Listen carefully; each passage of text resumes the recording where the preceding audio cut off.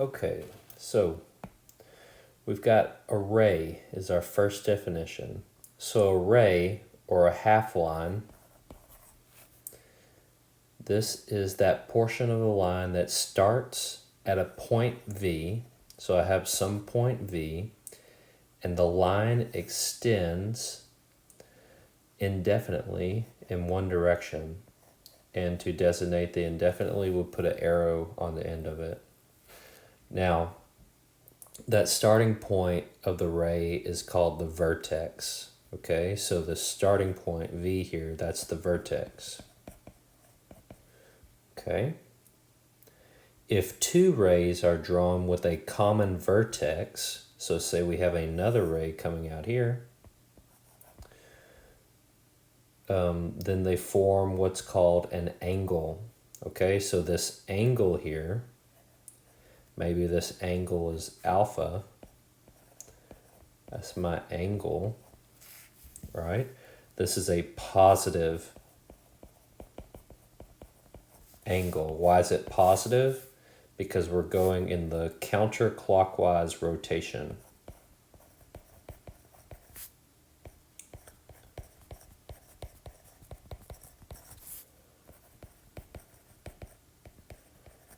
Okay, so when we move in the counterclockwise rotation, that is a positive angle. Now, what do I mean by move? I mean, so we're starting with some ray. Maybe that we start here. This is our initial side. Okay, so our initial side. And then we're moving to what? We're moving to this ray up here. This is where we end. This is the terminal side. Okay, so that's the terminal side right there. Okay, so the angle formed is identified by showing the direction and the amount of rotation from the initial side to the terminal side. So if the rotation is counterclockwise, then the angle is positive. So this angle alpha here is positive. And if it's clockwise, then that angle is negative. Okay? So how would that be clockwise? So say I set up and I had another angle formed by these two rays here. If I rotated this way, maybe some beta here, this would be clockwise rotation. This is a negative angle.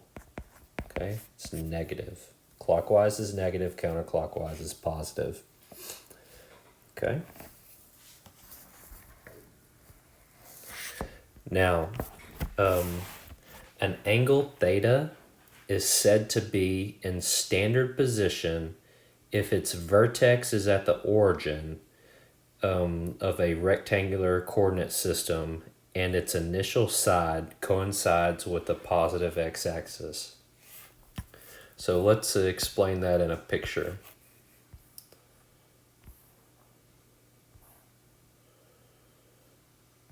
Okay, so say you've got your x and your y axis here. Okay. So to be in standard position,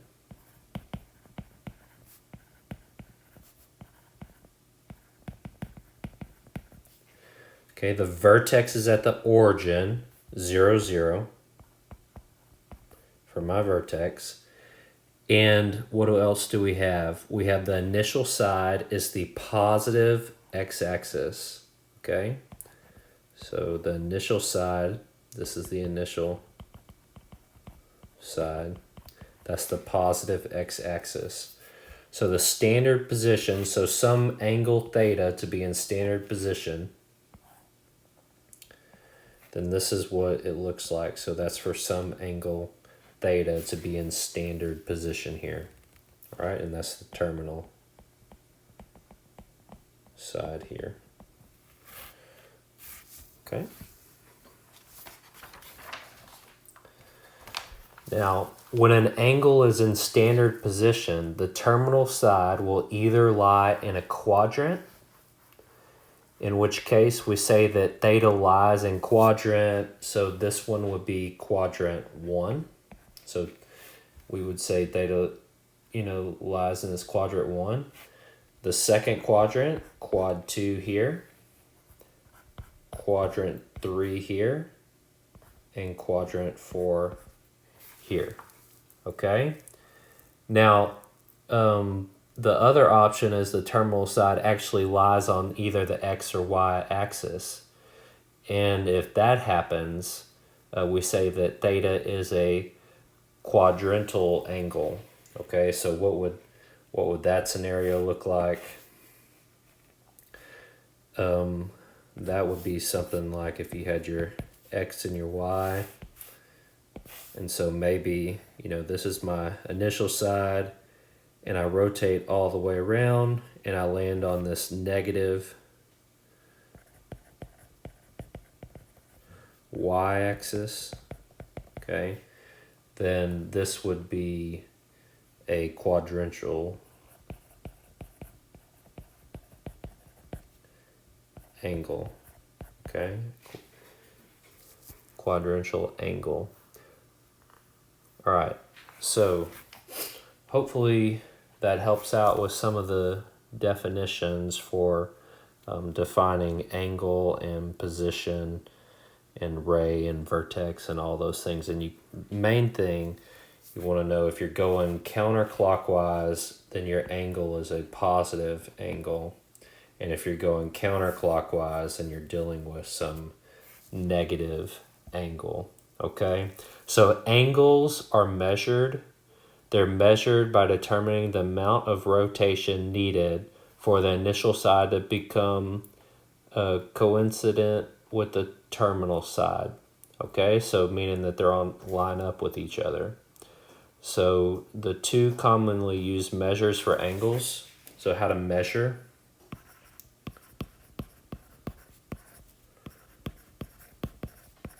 There's two ways, either in degrees, like you got 90 degrees, that'd be like a right angle. You've heard of right triangles before, so that would be a 90-degree angle.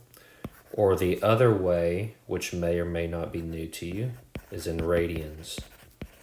And when you go in to take calculus, radians will be very important for you. But a radian, we don't know this yet, but the equivalent to 90 degrees in radians is pi over 2. Okay, pi over 2.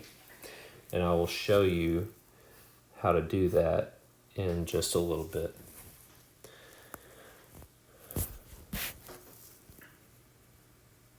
Now,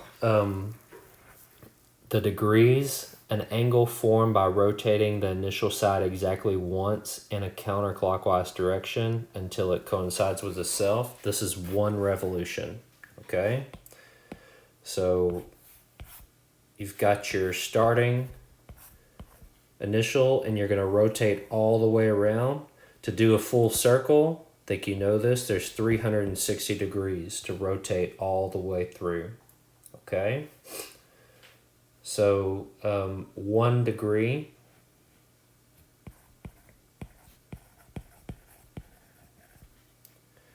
So 1 degree is denoted like this. All right, it's 1 out of 360 of a revolution. Okay, or we revolve all the way around the circle. That's 1 out of 360 for 1 angle. A right angle we talked about, this is 90 degrees. Okay, that would be 90 out of 360, which is 1/4 of a revolution. A straight angle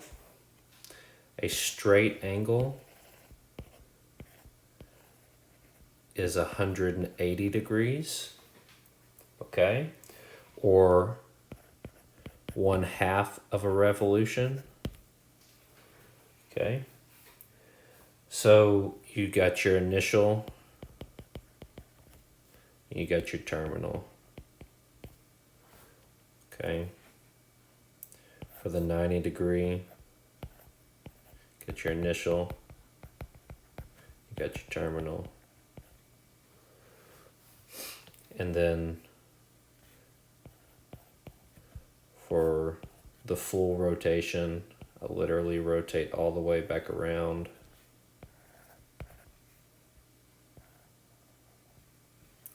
And the terminal is the same as the initial.